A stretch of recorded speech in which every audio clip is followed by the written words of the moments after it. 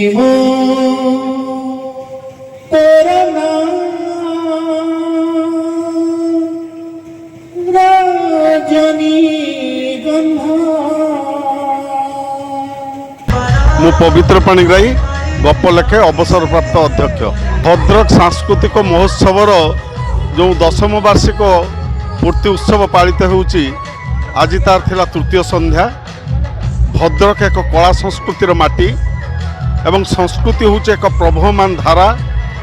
विपुल उत्साह सहित यह भद्रक सांस्कृतिक महोत्सव पालित होउची। यह महोत्सव भद्रकर अन्य सब महोत्सव ठारू भिन्न एवं नियारा एइथिपाई जे अन्य सबु महोत्सव अन्य मानक द्वारा आयोजित होउतिला बेले यह भद्रकर सांबादिक बंधु मानक द्वारा आयोजित होउची।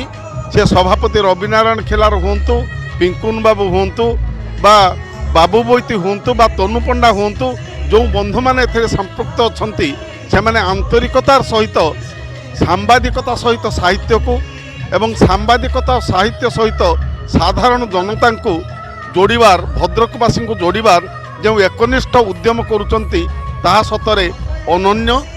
3 दिन है ये उत्सव आरंभ होते मु जहाँ शुणी लोक कम होते किंतु आज तृतीय संध्याटू विपुल जनसमागम देखा मिलूँ एवं सभास्थल 200 रु अधिक लोक उपस्थित रही सभा को उपभोग करने और सांस्कृतिक कार्यक्रम को देखा यह निश्चित भाव में एक समस्त उत्साहप्रद घटना।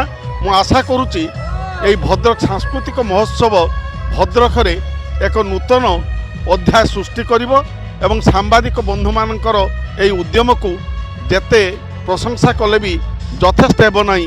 यह भद्रकर सांस्कृतिक और सारस्वत वातावरण को रुद्धिमंत करू यह कामना करुच्ची। समस्त को धन्यवाद।